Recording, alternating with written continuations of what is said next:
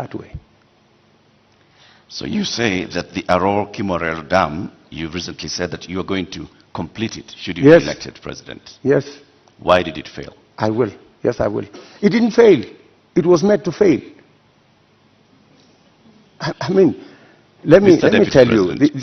As the Deputy President, sorry, sir, to just interject. As a Deputy President, and like I started by saying, you've been minister before, you've been an assistant minister, we are talking about violence that has been taking place for decades, not just in the term that you've been Deputy President. So this is not about you being punished now, unless you're telling us that for a long time, there are people that have been scheming to punish William Ruto by killing the people of Kerio Valley. That's not what I'm saying. I am saying we had a solution. We had close to 5,000 National Police Reserve. In fact, we'd even moved a step forward to provide armored vehicles to make sure that we can follow whoever these criminals are, right? We had a plan. Unfortunately, that plan was frustrated. And you know, the plan was, let's provide a National Police Reserve. Then, let us construct the roads. Then, let's provide water infrastructure. And then, let's provide school infrastructure. That way, you ease out people from that situation where they are today to a new environment where they appreciate education, they have food to eat, their animals have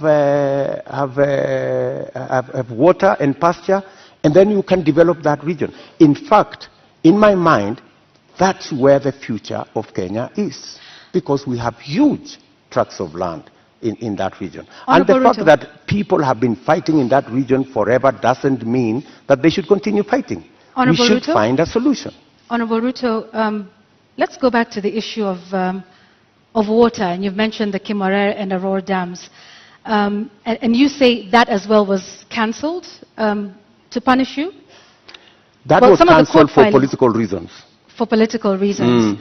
Well, some of the allegations that have been made by the DPP in court is that payments were made contrary to the law, they were not processed through the consolidated fund, that in fact, this was all done to ensure that there were kickbacks, that the government made advance payments, including 11 billion shillings in excess of unnecessary debt to, this is what they're saying, which prosecutors say were to go to, friends and co-conspirators of this scheme. If this is what you allege, are you alleging tonight, Honorable Ruto, that there is a big conspiracy between the DPP, between the courts, and also politically, with respect to the Arror and Kimwarer dams that are now in court? For your information, Arror and Kimwarer was signed at the same time with other government projects, signed by the same companies, funded by the same financiers, and they were signed not with me, witnessed by the President of Kenya. So these are not projects that were cooked at night or in some dark corner, right? How come that the only projects that did not go through is Arror and Kimwarer? All the others went through. That's number one. Number two, today, the government of Kenya is in court because the contractor, with all those allegations that have been made, the contractor has gone to court to demand payment of another 12 billion shillings. I mean, that should concern everybody. There are also suspects in court, Honorable Ruto. Pardon? There are also local suspects in court over the matter. Forget about the court matter here. The contractors are in court in London, and the government of Kenya is already replying to the case in court. And they cannot afford to make it public because it's embarrassing. Why did the contractor not continue with the project? Because he was denied the land where to set up the dam.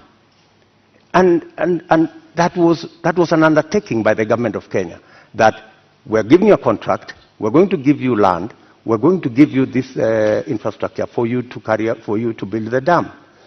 And the reason given then was that, the dam was going to be in a forest. How many dams are in the forest?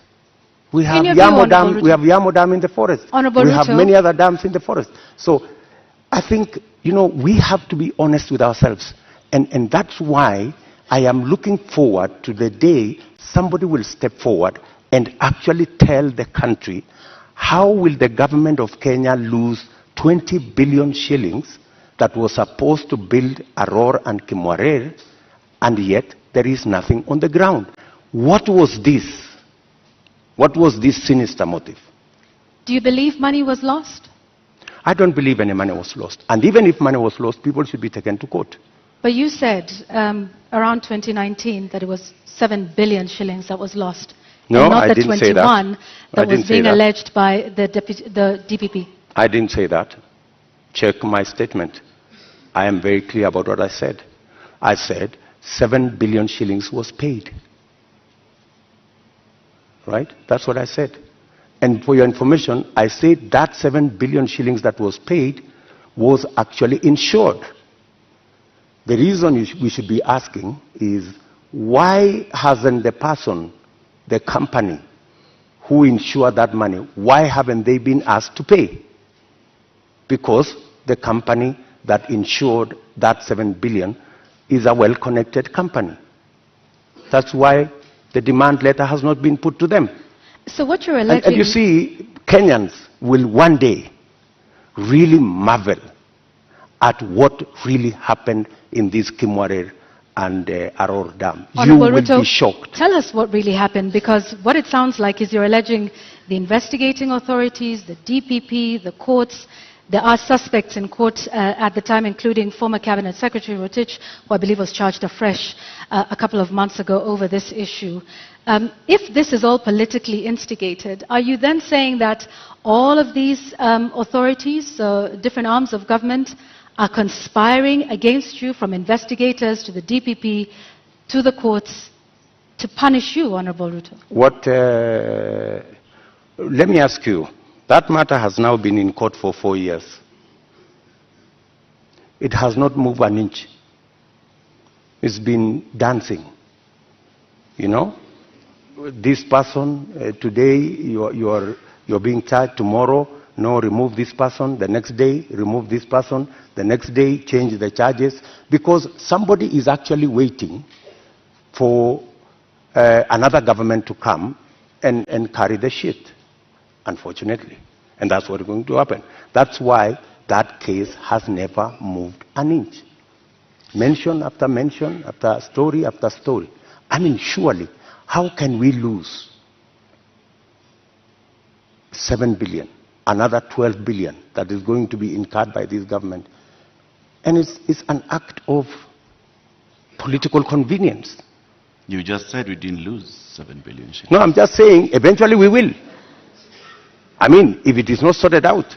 And that's why I'm saying, when I come into office, I will make sure that the money is not lost. And I will make sure that the impediment imposed on this project, we will provide the land. The contractor will build the dam, and we will move ahead. To conclude the matter of national security, I think we'll also touch on constitution implementation here. Over the last 9 years, Deputy President, you have been chairing the Intergovernmental Budget and Economic Council. The Constitution establishes, under Article 204, the Equalization Fund, which was meant to fast-track development in some of these marginalized areas, the ones we've been talking about, and many others, to help them with water, roads, health, education projects. Why has this fund never been operationalized? Two things. My chairmanship of the Intergovernmental Budget and Economic Council extends to a limit. The issue you have raised about Equalization Fund is actually in the ambit of the summit, which is chaired by somebody else. Right? As chairman of the Intergovernmental Economic and Budget Council, In fact, governors listening to me today, they know that we did a perfect job, especially when it came to transfer of functions, a function that was supposed to take 3 years. We made sure that we worked day and night because we wanted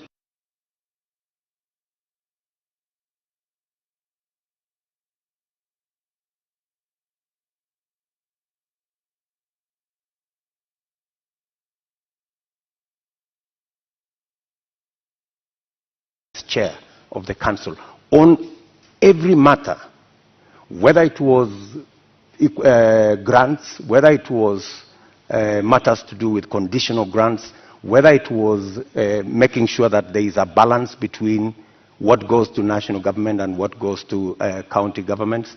The whole of that trajectory, whether the issues to do with settling matters with the former local government authorities, assets, liabilities.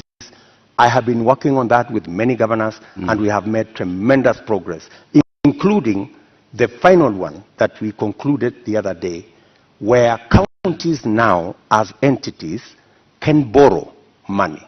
As entities, like Kipia County is the first that is going to have the leverage to borrow money.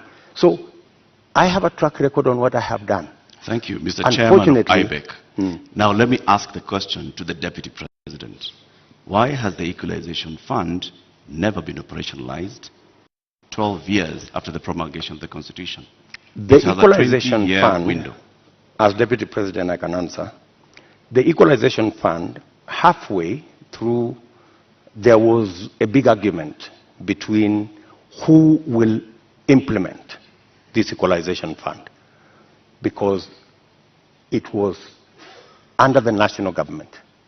The counties argued that because there are 14 listed counties to benefit from this fund, why don't we give this money to the counties? Then there was a problem of trying to get the regulations on how this fund would work out. And it dragged on the contestation as to, and some projects were implemented, some water projects were implemented, some road projects were implemented. But the argument continues to be who should. At some point, the law was actually changed to include counties beyond the 14. And that became another big argument. And I accept that we should have done better on the Equalization Fund. And that is why I have made a commitment in our manifesto that that Equalization Fund, whatever the balance of the time that is left, we will make sure that we devolve it to counties.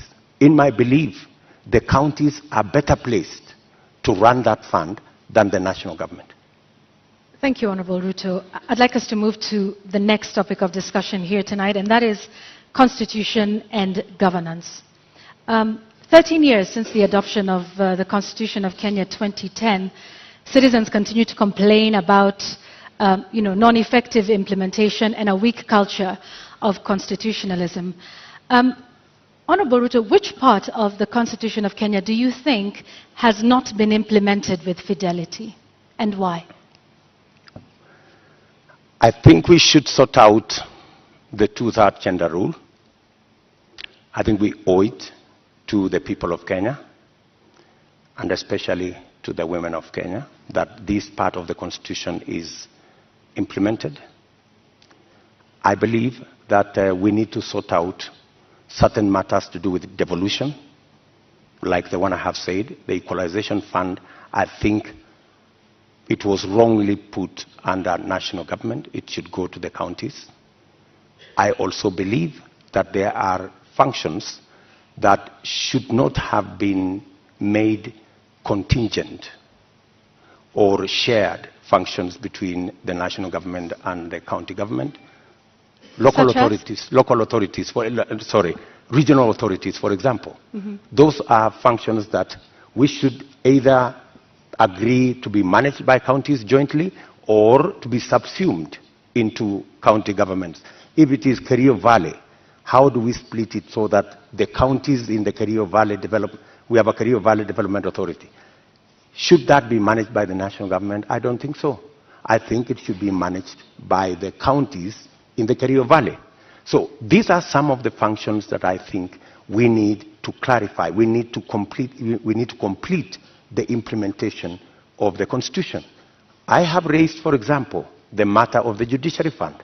I think we have wasted too much time in implementing the Judiciary Fund.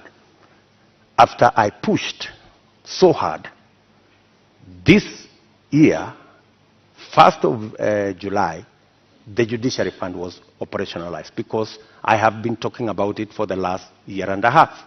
So these are some of the sections that I believe that we should be able to conclude the implementation of the Constitution. Let's go back to the two-thirds gender principle. In your view, why did we fail in terms of getting this since 2010? I think, speaking for myself, I have made a commitment, and I know it's doable, to make sure the two-thirds gender rule is realized. There are different proposals. There are proposals that require constitutional change. There are some that do not require constitutional change. And I have assembled a team of very competent constitutional lawyers to look at how we can have a framework in 90 days of our government, and within 1 year, make sure it is implemented. And it's not necessarily for purposes of the women of Kenya. It is for the benefit of everybody. The fact that we do not have as many women leaders is actually a negative for us. There is something we are losing. The women leadership component that is not in our arithmetic is actually taking away from us. I believe that having women leaders would actually enrich our governance and our leadership as a nation. And that's why, for example, when these matters came up in the BBI discussion, I vehemently opposed the fact that women were being removed from the National Assembly, where the substantive financial issues are being decided, and they were being relegated to the Senate. So I was wondering how a right that had been given to the women of Kenya in the National Assembly could be withdrawn and they are hoarded into the Senate. So that is my commitment to the women of Kenya. Also, on the Judiciary Fund that you've mentioned, you said you will operationalize it. But the judiciary is by dint of the Constitution of Kenya independent. So what is this exactly that you will do that operationalizes this fund? You see, independence can be undermined by financial resources.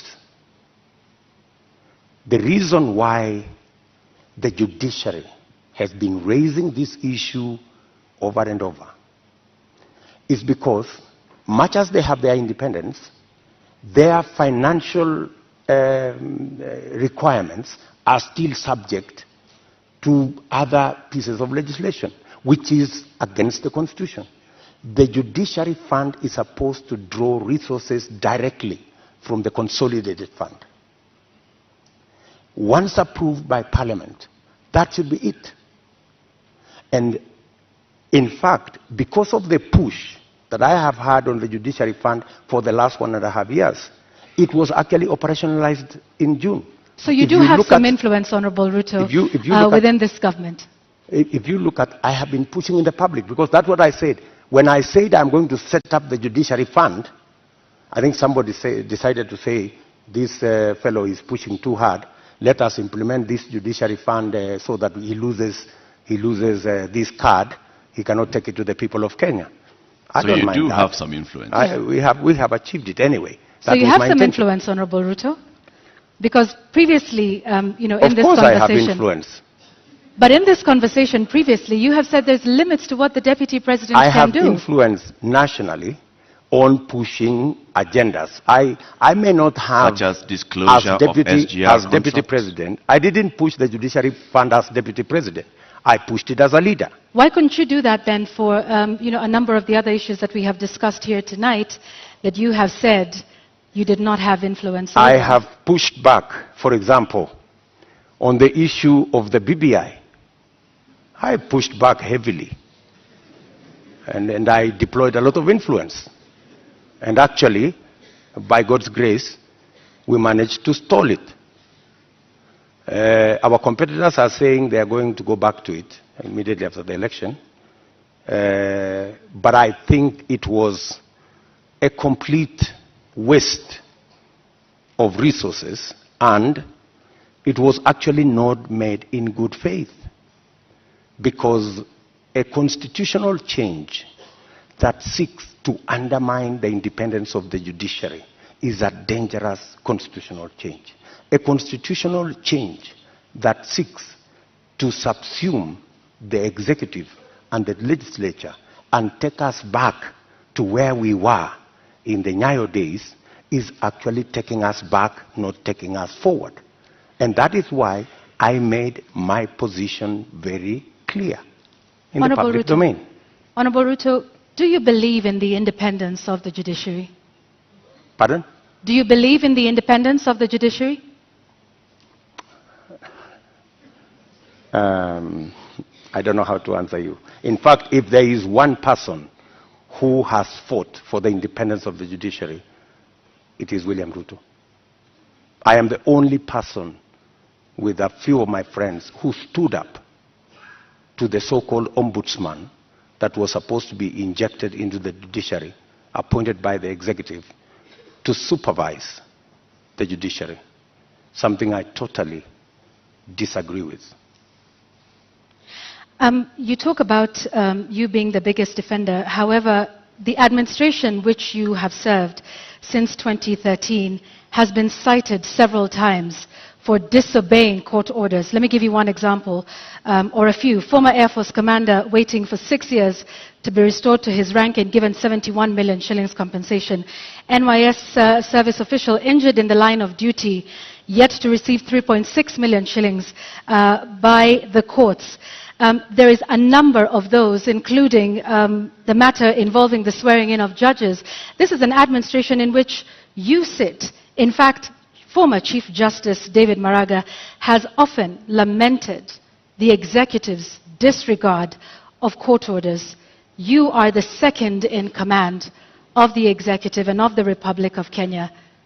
What are your thoughts then around the independence of the judiciary, and why have there been so many court orders disobeyed under your watch as Deputy President?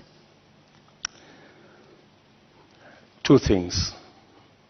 I am an ardent believer in the independence of the judiciary. When the judiciary issued a ruling nullifying our election, I went out of my way to persuade my boss for us to go back and do the election again. Because much as we criticized that judgment, because we believed that we had won that election fair and square, but because of our commitment and belief in the judiciary, we still obeyed the dictates of the judiciary. That's one. You have raised incidences where, of course, judgments have been entered against government and they have not been sorted out. And I quite agree. And in fact, that was one area we identified even as we developed our manifesto. If you look at our manifesto, we have squarely identified that as an issue, that we cannot continue this situation where government leads in disobeying orders. Honorable Ruto, yes, that's indeed a good matter for me to interject. Just hang on one second, Honorable Ruto. Yet you have sat in that administration which has defied court orders, We haven't heard you raise issue on that. And in fact, now that you brought up the 2017 Supreme Court petition, you were rather unhappy with the Supreme Court judges. You called them those 6 people. You called them wakora. Does that demonstrate respect for the judiciary? In fact, I had occasion to have a one-on-one with Maraga. And I told Maraga an incident when I first came into Parliament. I met Paul Muite, a seasoned lawyer and a legislator, and he told me this, which has really stuck in my mind. He told me, young man, when I first became a member of Parliament in 1997, 98 actually. So he told me, when you support a government, it also includes criticizing that government when it goes wrong. So part of supporting a system is pointing out when you think they are not doing the right thing. Criticizing them is one thing, Honorable Ruto, but calling them wakora, which means conmen? You believe that the Supreme Court judges of 2017 were conmen and women? I would want to understand in what context that wakora thing you have mentioned, because I have, if there is any respect for the judiciary, is to comply with the decision of the court. Did we comply with the decision of the court? Yes. We went back to the election. But you haven't in many of the other court orders that we have cited here tonight. We went back to the election. And the admission that the fact that there are so many outstanding issues, and the fact that I have singled them out and they are part of what I intend to sort out, is actually halfway the solution. I don't think if you look at the manifesto of our competitors, they have recognized that as an issue. I have recognized that as an issue because I believe in the independence of the judiciary. I believe government should lead from the front in obeying court orders. And in fact, we have said in our manifesto, if you read it clearly, it says we will look at all judgments that have been entered against government. And we will develop a mechanism to make sure that within 1 year, we comply with all judgments entered against government, so that even as we drive the country to obey court orders, we lead as government from the front. Let's talk about something else, Mr. Deputy President, and this is with regards to leadership and integrity. Your opponent, who did not turn up tonight, said he could not come to this debate because he did not want to face a man who has no regard for ethics, public morals, or shame. How do you respond to that? Do you sincerely believe that that is the reason why he's not here? I don't think so. I don't think so. My competitor is not here because he doesn't have a plan. He doesn't have an agenda. He cannot articulate anything to the people of Kenya. That's why he's not here. Secondly, my competitor is not here because he doesn't want to answer difficult questions. You know, he's been part of this administration, the handshake administration, for the last 5 years. KEMS happened, and many other things happened. In fact, my competitor could not come here because he's not the real candidate. He's a project. At this moment, Honorable Ruto, just one moment, just to remind our members of the audience that they agreed to abide by the rules of the debate, and that involves no cheers, no jeers, no noise. Honorable Ruto, I'm sorry I interrupted you. Please carry on. Sorry. So, I mean, that's the reason. So these are just scapegoats. You know, he's dodging difficult questions. He doesn't want to answer. His allies, the handshake allies, Mr. Deputy President, there are expectations that are laid out in the Constitution and in law with regards to the character and the values that a leader should have. Do you think when you go out in public campaigns and you use terms to describe your fellow leaders that demonstrates you as somebody with great values, fit for leadership? I have tremendous respect for all Kenyans and all Kenyan leaders. I have not in any way undermined the public standing of any leader or any person or any Kenyan for that matter. I have not called anybody washenzi. I have not called anybody takataka. I'm just a... Kitendawili? Huh? Kitendawili? I mean, is kitendawili an insult? Uganga? Come to understand what kitendawili means. Mr. Deputy President, there's public perception that associates you with a rather good appetite for acquisition of property, particularly land. And this has been mentioned many times.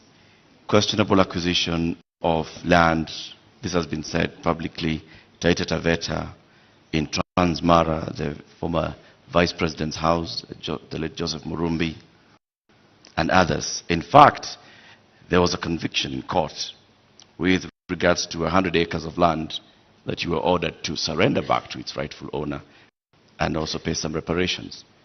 Does this public perception affect you? For your information, that's why I am proposing in our manifesto to deal firmly and squarely, institutionally, with a fight against corruption. Because allegations are made, left, right, and center. Any piece of land that I have is legally acquired. In fact, I think we need to discuss the Muteshi land. You've talked about the 100 acres. I was a victim of fraudulent sellers of that land. What the court ordered me to do was to pay for the 3 years I had occupied the land. And they calculated and said the income from this land would be approximately 5 million shillings for 3 years. And that's what I paid. The people who sold the land to me were taken to court for fraudulently selling the piece of land to me. Those people are in court. The Taveta, my question was, all these allegations. Taveta land issue. There was that, there's a Taveta, there's Western Hotel, there's Transmara. As a person, yes. As a person, what does this make you feel when you hear that there's all this public perception about you and irregular acquisition of land? You see, acquisition of property is a legitimate endeavor. How you acquire it, if it is legitimate, you've paid value for it, and I want to tell you, I have paid value for any property that I have. Maybe the whole story has, like everything else that has been said, and all manner of allegations have been raised about many people, you know. My competitor, Dominion land has been mentioned about him, Molasses land, so many other pieces of land. Does that make you guilty? Not at all. I think the presumption of innocence and the fact that I can stand up to scrutiny. And for your information, I am probably the politician in Kenya that has been audited, left, right, upside down, inside out, on any matter, you know. And maybe because I have raised my head beyond what many people think I should. If I was a quiet business person, I am sure I wouldn't attract the same kind of labeling that I've been subjected to. How much is enough? Enough is enough.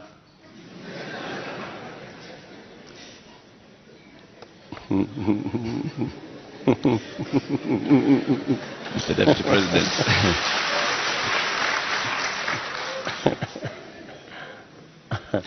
Mr. Deputy President, we'd like to conclude this conversation with the election preparation. We're just 2 weeks away to the August 9th general election. You've previously said that, yes, you are willing and ready to accept the outcome of the election. Are there any circumstances under which you will not accept the outcome of the election? For a minute. Accepting the outcome of the election includes going to court if you have an issue with the results. That's accepting the outcome of the election. Okay, you say my competitor has won. I have a doubt and I will go to court. Why I made that deliberate statement is because we have had a situation in Kenya where every other election we foment a crisis around refusing to accept the outcome of election. And it has cost us lives, property, and many other things. And I needed to be on record, and which I am, that I will accept the outcome of this election. I know that the people of Kenya will make a choice. If it is me, I will prepare to govern the country on day one. If it is not me, I will accept that my competitor has won. If I have any issue, I will go to court and accept the outcome of the court. Honorable Ruto, we've come to the end of this conversation tonight. We would like to give you 2 minutes to give us your closing statement tonight.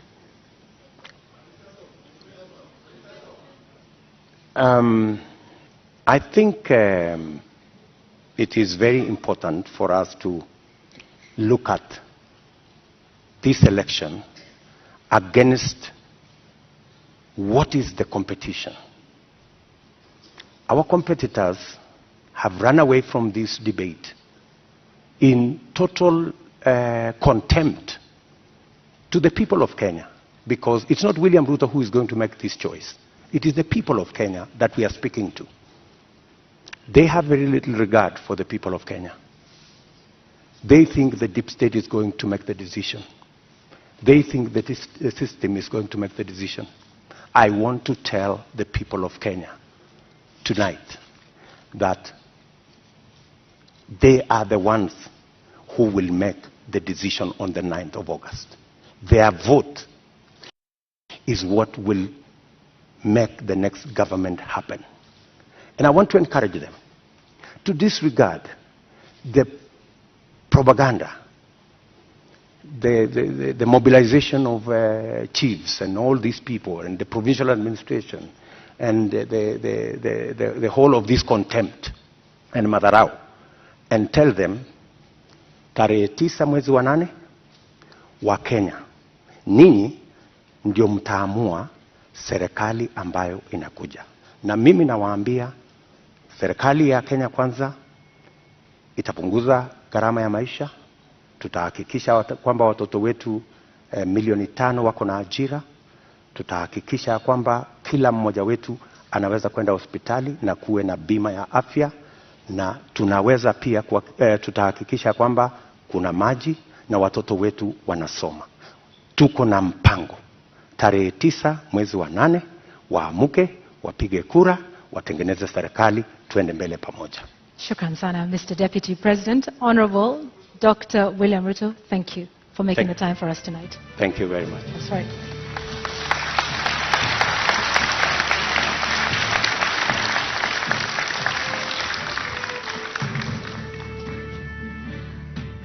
Well, ladies and gentlemen, and the viewers here in the audience, following this at home, and of course those here as well, we have to end it here for now. our appreciation to Dr. William Ruto of the United Democratic Alliance for honoring voters with this duty to a public televised national debate. We thank you again. And indeed, that marks the end of the 2022 Joint Media Presidential Debate Series. The next presidential debate shall come to you without fail, and inshallah, in July 2027, at a date to be announced by the Joint Media Presidential Debate Secretariat. We thank you for watching. My name is Eric Latif of Spice FM and KTN News. And I'm Yvonne Okwara of Citizen Television. Good night.